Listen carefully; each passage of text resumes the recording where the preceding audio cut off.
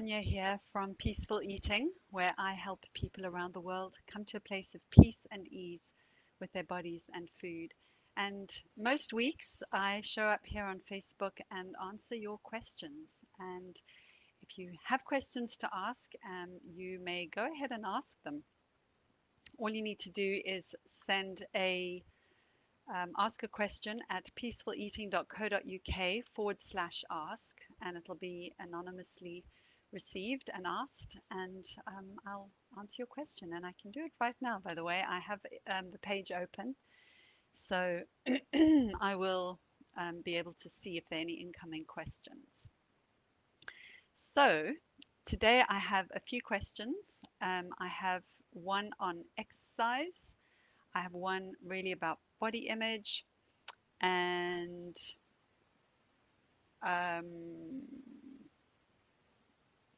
one about focusing on weight loss. So that's what's coming up. But before I go there, it's been a few weeks. I had a break from doing the live Q&As. I've been back at my desk for 2 weeks now, but I've had a break from doing the Q&As since the last week in December, I think, just before Christmas. So had a nice break from this. And how are you all doing? How was your Christmas? Happy New Year. I know it's already the 21st of January, but it's the first time I've been here since the new year. So Happy New Year. Do let me know if you're here. How I'm going to know this, actually, I don't know because I'm not on my usual app for doing this. And I don't really see where people are going to be asking questions on this Facebook thing. Anyway, if you have questions, just go ahead and go to peacefuleating.co.uk/ask. That's going to be the best way today.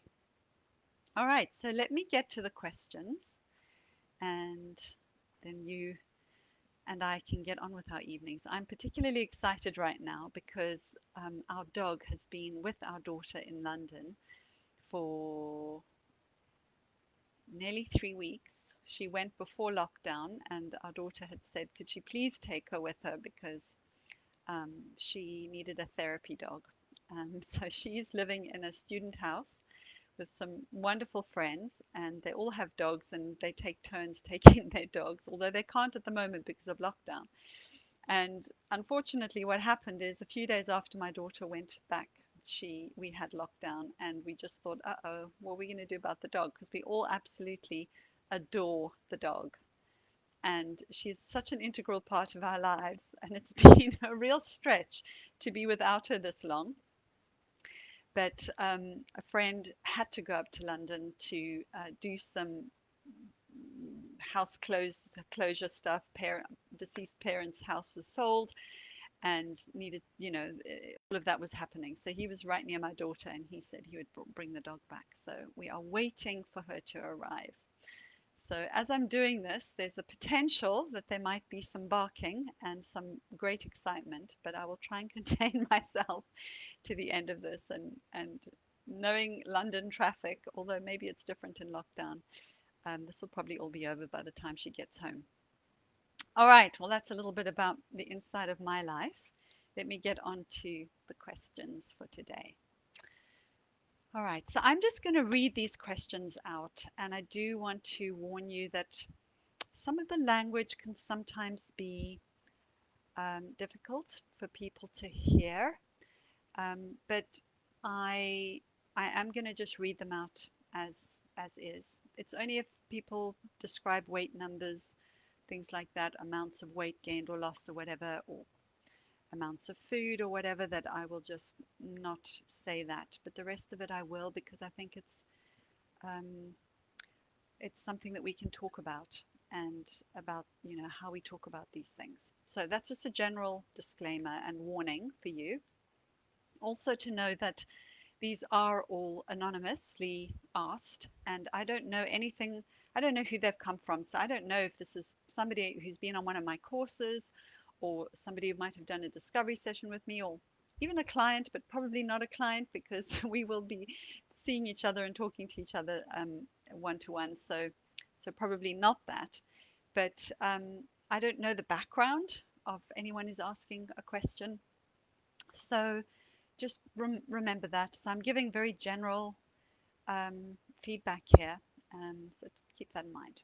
All right, so here's the first one. How can you be sure you're not over exercising for your body's needs if you've previously used exercise in an unhealthy way? I cut out exercise for just over a year whilst recovering from an eating disorder and then very gradually reintroduced it. But even though I'm not doing it for unhealthy reasons, now I'm sometimes confused as to whether I'm overdoing it or not. Aside from the obvious way of knowing you have overdone it, how can you really know? All right, that's such a great question, and it's not an easy one to answer, but I will just give you my thoughts. The first thing that I would say is congratulations for um, exercising for a different motivation, and so that's great. So well done on your recovery so far. Now, you're wondering whether you're overdoing it. And so when you talk about the obvious way of knowing, let's just talk about what are the obvious ways of knowing. Well, uh, if you have a uterus and ovaries, you will um, probably be menstruating unless you are in menopause or unless you are, um, prepubescent. And if that is the case, you probably wouldn't be writing to me. So I'm guessing that you should be having a period. But obviously, if you're a man um, writing this, then asking this question, then that wouldn't be the case for you. So, but assuming that is the case, or for people who do have ovaries, um, if you don't have your period, then that is an indication that you might be overdoing it with the exercise, that you probably are overdoing it with the exercise. And so that would be, and or not eating enough for your body's needs. So that would be like a really big red flag for me about over exercise. Then there would be injuries. So yeah, so that's an obvious one. Okay. I have somebody in my membership group who realized that her over exercise, what we worked out was that she didn't sleep very well. She was an insomniac. And um, what we figured out was actually she changed what she was doing from an exercise point of view. She stopped running and she started walking instead. And like almost night and day, her sleep pattern changed. So you could look at that. If your sleep is not good, that might be a because of overexercise. So that's something to think about. What other ways would you know whether you are overexercising? You know, you asking the question is maybe a clue that perhaps you are overexercising.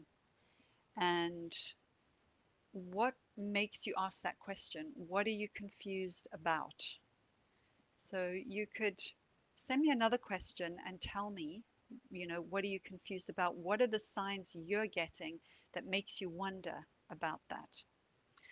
Um, Feeling really depleted would be overexercise, could certainly be. I mean, it could be other things too, but that would definitely be an indicator.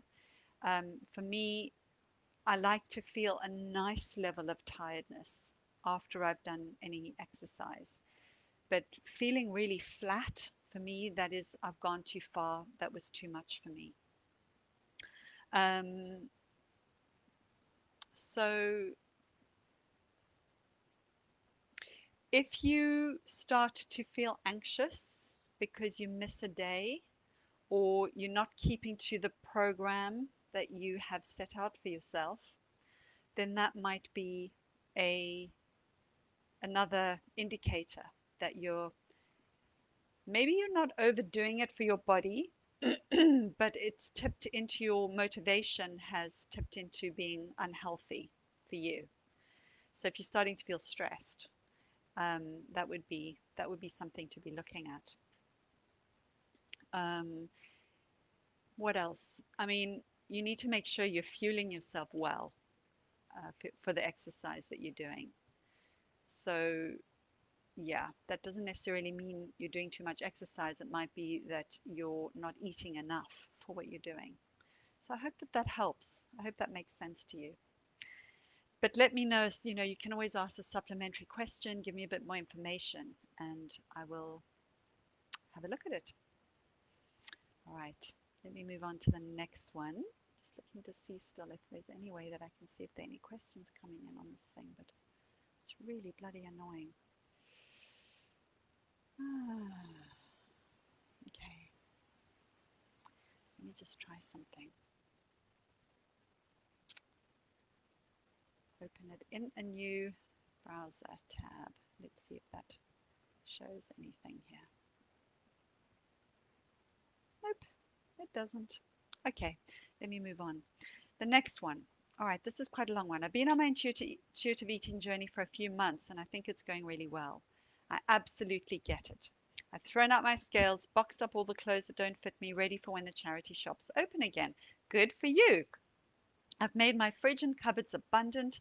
Amazing. I'm eating whatever the hell I like. I've always loved exercise, but it had turned into a chore and now I'm back to doing it because I love it and it feels good.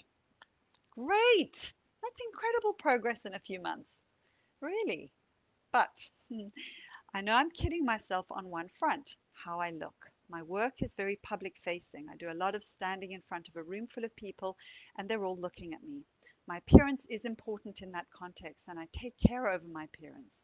Since lockdown and doing intuitive eating, I've gained weight whilst actually probably being fitter than usual. And I'm trying really hard to be okay with that. But I've been wearing very slouchy clothes and I realize I've been avoiding looking at myself. My husband has just posted a picture on the family WhatsApp group and I hate it. I hate it because my tummy looks big and my sister, who is slim, will see it. And I hate the thought of that. I hate it because I don't want to look like that. I hate it because, if I'm honest, I think it looks horrible. I don't want to be trapped in diet culture, and I know rationally that the size of my tummy has nothing to do with my worth. But it's really hard to let go of that emotionally. Also, when I look at pictures of big, beautiful women, I can see they are beautiful, but I still don't think that's how I want to look. I also struggle as when I see people who are really huge, I don't find them attractive at all. I go straight back to fat, judgy thinking, which I'm not proud of, but which is hardwired into me. How do I get over this hump? Okay, so just the first thing to say is, I've already said it, really well done on the progress so far. And this piece around accepting our bodies as they are is really does take time. I mean, so does the change around food behavior. And, you know, you've done a lot, you've made a lot of change in a short period of time. So please cut yourself some slack. Please be really compassionate with yourself. Be really super gentle on yourself and be kind to yourself. This is hard. We've got a culture around us that is screaming at us to look a certain way, to perform in certain ways, and so on. And it's really hard. So the culture around us doesn't make it any easier. Um, the other thing I want to say is it's not hardwired into you. Please don't believe that's one thought and belief that you can dispense with forthwith. It's not hardwired into you. It is soft wired. Okay, this is software, and software can be reprogrammed and changed. Hardware, not so much. So, so know that this can and will change. The judging thoughts are internalized thoughts that have come from outside of you. They've come from the culture. Um,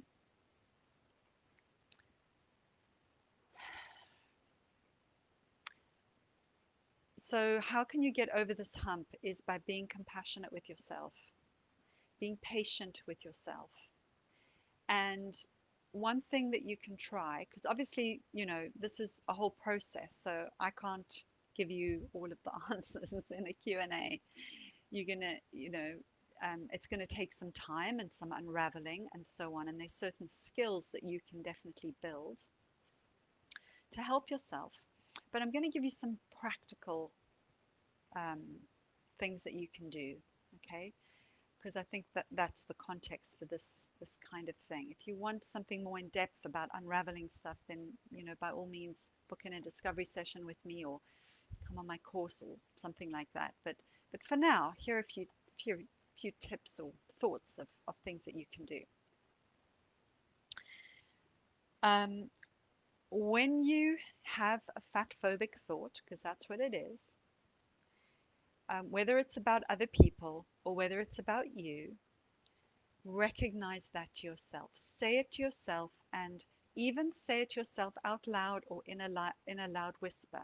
So you say to yourself, that's a fat phobic thought, or that's a body judging thought. Because when you do that, you are separating yourself from it, and you're recognizing that all it is a thought. It is not a true thought. Well, it might be that you're fat. It might be that other person is fat. And I say that without any judgment. It's just pure description, right? Bigger body, fat, big, large, whatever you want to use, whatever word you want to use. Um, it's that might be true, but you're using it or thinking it in a judgmental way. So you say to yourself, that's a fat phobic thought or that's a body judging thought. And when you separate from the thought, you realize that all it is a thought or a judgment. And judgments are not truths, right? They are opinions. They are not facts. So yes, you might be fat, but that's not necessarily a bad thing. You might have a big tummy, but you take the judgment out of it. So so when you can see it as just a thought, then you can have a bit of perspective that this is what it is. It's a fat phobic thought. You can take another step, which would be um, this is a thought that comes from the culture. It's a fat phobic thought that I have internalized. Can you feel in your body what happens when you would say that to yourself? You immediately get a bit of space from it. Well, I certainly do, and I know others do, and I hope that that's the impact on you too. Then you can remind yourself the first thought I have is often a conditioned thought. So you've been conditioned to see this because of all the marketing that's been out there, all of the health messaging that has been out there, all of the stuff you've seen in on in on TV, in the media, whether it's magazines or whether you're watching, whatever program on TV that you enjoy. Um, it's or dramas or whatever, right? You're seeing all these Hollywood stars that all look at not they don't all, but to a great degree, have a certain kind of aesthetic about them. So we've been conditioned to think of ourselves as needing to aspire to that or should aspire to that, or else we're not attractive. Now you can see the attractiveness in some other larger bodies, but what you're not able to do is see yourself in that same way. And I get that sometimes you see other larger bodies and you have a negative reaction to it. But so you remind yourself that this is a conditioned thought that has come from outside of you. And then the next step is you you think a different thought intentionally. So what thought could you have um, next? All bodies are good bodies. Beauty is in the eye of the beholder. Um, Beauty comes in all shapes and sizes. I mean, for me, I just think I don't even like to go down the beauty route because it's just so loaded. And why do we even need to be beautiful? Why does that need to be important? Why do we need to focus on that? So that could be another thought. Another thought could be my focus is on being a kind person, or being thoughtful, or being helpful, or being of service in the world, or whatever your values are. My focus is that. So, whatever the other thought is that you think, it's about, it's got compassion to it, it's got truthfulness to it, it relates to your values. So, I hope that that helps. And let me know how you get on with that, and whether it helps or not, or whether you need some more help with something else. All right, here is the next one. Hi, I hope you had a lovely Christmas and New Year. Thank you, and you too. I'm really struggling at the moment, and I know it's due to focusing on weight loss, which in turn makes me mentally restrict, which then leads to overeating and binging. Exactly. Well done for recognizing the pattern. Leaving me with a sore, bloated stomach on an evening. It's mentally and physically exhausting, and the ironic thing is that by focusing on weight loss, I'm gaining weight because I'm overeating. That's exactly what can happen. How do I take my focus off weight loss? I don't weigh myself. I have a healthy social media feed, and I'm currently listening to the Intuitive Eating book on audio at every opportunity. I get, I get, but still I put, I get it, I think, but still I put all my sense of worth on how my body looks, despite knowing this is unhealthy and doesn't serve me. Please help. Okay, so I think what you're asking, oh, how do I take my focus off weight loss? Um, I have a whole module on this in my course, in my 12-week course. Um, it needs quite a lot of grappling with this. You need to understand what you believe about um, weight loss, what you believe it's going to give you, what you believe, how you believe your life is going to be. What are the promises that weight loss is making to you? Because you wouldn't be doing it if there weren't some perceived benefits. So you need to understand what might those benefits be. You then need to understand what the focus is costing you. So what is the focus on weight loss costing you? Well, it's costing you your peace of mind. It's it's having the reverse effect that you would prefer. Um, what else is it costing you? Um, think about it with, really think about it. Make a list of what is it. Do some real deep reflection. What is it costing you? And then to get back to those promises, you got to check out if that's true. It's like, is this magical, paradise really going to come about because you weigh X number of pounds less? Is that really true?